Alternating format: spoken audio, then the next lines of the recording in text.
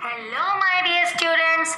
Welcome back to the channel Master in English with Monica Jetli. Please like, comment, share, and subscribe my channel. Those who have not yet subscribed it. Today, I'm going to tell you what happens in the story A Horse and Two Goats by R.K. Narayan, which is in the textbook Treasure Trove, a collection of ICSE poems and short stories. Before starting it, you should know what a short story is and what should you keep in mind while reading a short story. First of all, you should know the plot or summary of it. Secondly, who are the characters in the story? Thirdly, what is the setting of the story? Because it provides meaning to the story. Mostly the writers use daytime to depict hopefulness and nighttime to depict bad days and sorrow. Similarly, summer season, rainy season, and spring season depict happy days, whereas winter and autumn symbolize bad and worse days. The next thing which you keep in mind is the title of the story, as it guides us to understand what the story deals with. Lastly, you must see the style, as how to say anything is more important than what to say. Let's now move to the story A Horse and Two Goats, written by R.K. Narayan, whose full name is Rasipuram Krishnaswamy Narayan. He, along with Raja Rao and Mulk Raj Anand, established the genre of Indian English novel in firm grounds in the first half of the 20th century. The story, A Horse and Two Goats, is set in Kritam, which the author describes as the tiniest village of India.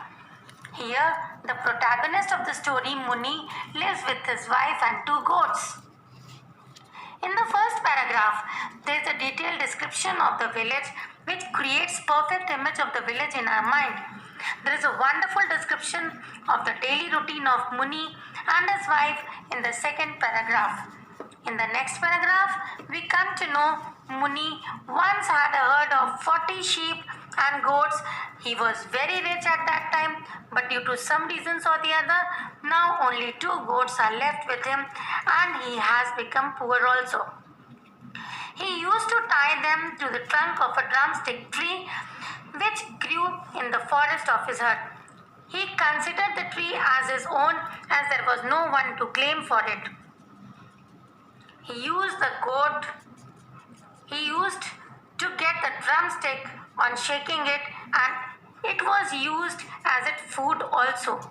That day too, as usual, he shook drumsticks and he got 6 of it, to which his wife said, "If you were content with the drumstick leaves alone, I could boil and salt some for you." Then Muni replied to it, "Oh, I am tired of eating those leaves. I have a craving to chew the drumstick out of sauce, I tell you." Then the wife said, "You have only 4 teeth in your jaw, but your craving is for big things. All right, get the stuff for the sauce and I will prepare it for you. God knows whether next year you will remain alive to ask for it or not. Get me a measure of rice or millet and I will satisfy your unholy craving." Our store is empty today. Dal, chili, curry leaves, mustard, coriander, gingerly oil, and a large potato are required. Go out and get all these things. Then Muni went off to the shop in the third street. After neglecting him for a long time and Muni being coughing and sneezing intolerably for a long time, to attract shopkeeper's attention, the shopkeeper asked, "What ails you? You will fly off that seat into the gutter if you sneeze so hard, young man." Muni laughed on being referred to as young man. By thus humoring the shopman, Muni could always ask for 1 or 2 items of food, promising to repay later. Sometimes he would get, but sometimes he didn't, depending upon the mood of the shopkeeper. The shopkeeper said, if you could find 5 rupees and a quarter, you will have paid off an ancient debt. How much have you got now? Muni replied, I will pay you everything on the first of the next month. Then shopkeeper said, As always. And whom do you expect to rob by them? To it Muni replied, my daughter has sent word that she will be sending me money. Then the shopman sneered. Have you a daughter? And she is sending you money? For what purpose? May I know? Muni quietly said, birthday, 50th birthday. The shopkeeper was shocked to hear it. Birthday? How old are you? Muni, not being sure, repeated it. 50, he always calculated his age from the time of the great famine when he stood as high as a parapet around the village well. Then the shopkeeper said, More likely you are 70. You also forget that you mentioned a birthday 5 weeks ago when you wanted castor oil for your holy bath. At this, Muni unwillingly moved off. He later told his wife, that scoundrel would not give me anything. So go out and sell drumsticks for what they are worth. His wife said, you are getting no sauce today, nor anything else. I can't find anything to give you to eat. Fast till the evening, it will do you good. Take the goats, be gone now. Don't come back before the sun is down. He obeyed her and didn't argue in view of getting dinner at night. He unleashed the goats and started out, driving them ahead and uttering weird cries towards the goats to proceed without hindrance. His were lounging in the temple and asking him to join them. Throughout the way, he was thinking about his age and his wife. He thought if he died, his wife would be all alone. Since the age of 10 years and she being 8 years old, they had been living together. They had no child, which would have been a blessing of God, but it was not so.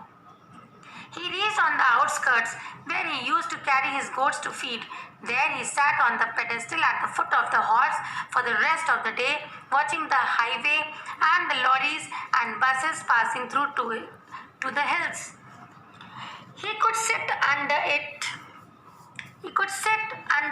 the belly of the horse, which served as a shade from sun also. The horse is beautifully described in the story as life-sized, clay-baked, burnt and brightly colored. Muni was eagerly waiting and looking at the sun to see when it would set and evening would befall so that he could satisfy his hunger.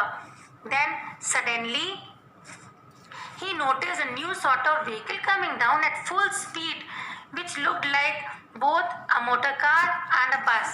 It stopped in front of him, and a red-faced foreigner who had been driving it got down and went round it, stooping, looking and poking under the vehicle as if there was something wrong in it. He approached Muni and said, Excuse me? Is there a gas station nearby, or do I have to wait until another car comes?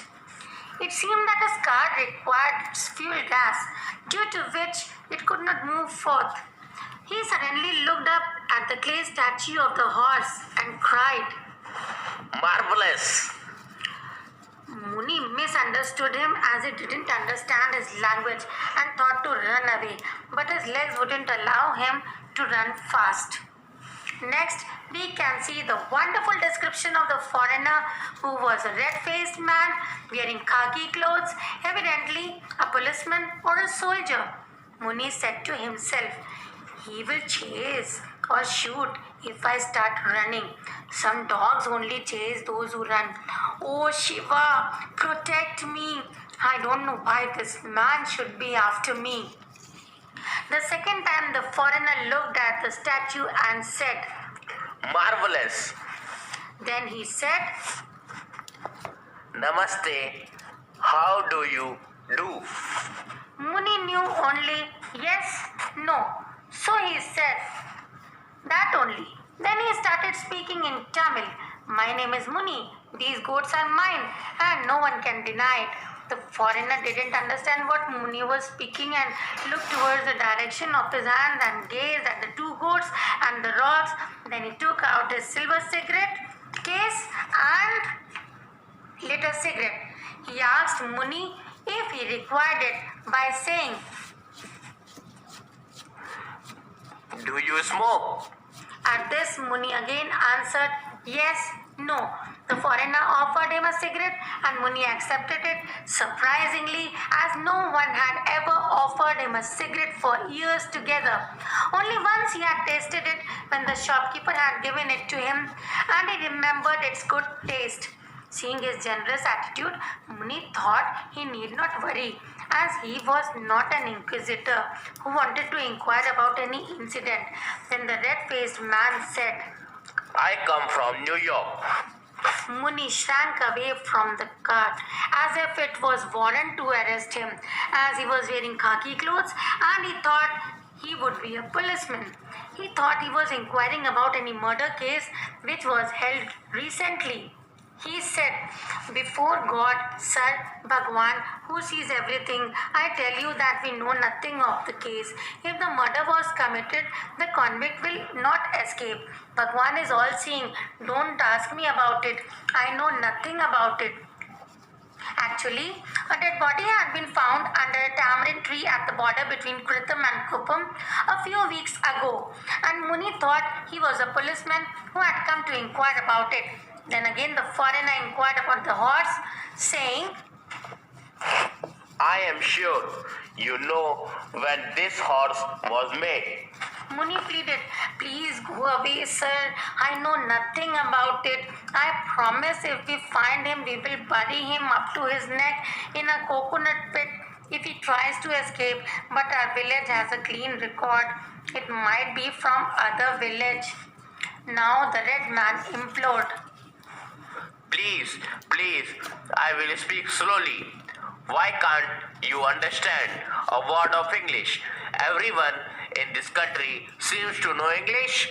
Do you have any religious bias against English?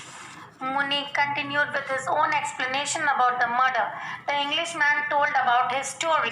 You see, last August we probably had the hottest summer in history, and I was working in shirt sleeves in my office on the 40th floor of the Empire State Building. We had a power failure one day, and there I was stuck for 4 hours. No elevator, no air conditioning. All the way in the train, I kept thinking, and the minute I reached home in Connecticut, I told my wife, Rath, we will visit India this winter. It's time to look at other civilizations. Next day, she called a travel agent first thing and told him to fix it. And so here I am.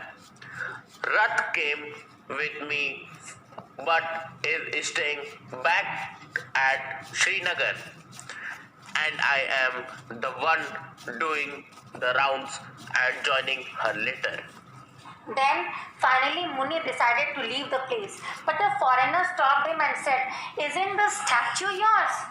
I will offer a good price for it. Muni didn't understand anything but told about the importance of the horse, that the Redeemer would come in the form of Kalki, and the foreigner gave Muni a 100-rupee note. Muni thought that the foreigner wanted his goats and went back home empty-handed. The foreigner got the horse detached from its pedestal and placed it in his car and carried it away. Muni reached home and showered the money to his wife, narrating the whole thing. Suddenly, they heard the goats bleating outside. He shouted at the goats, why have they come? His wife shouted at him, saying, if you have thieved, the police will come tonight and break your bones. Don't involve me. I will go to my parents. Thank you for listening, children. I hope you have understood the story. Keep watching my channel. Keep listening to it. Thank you so much.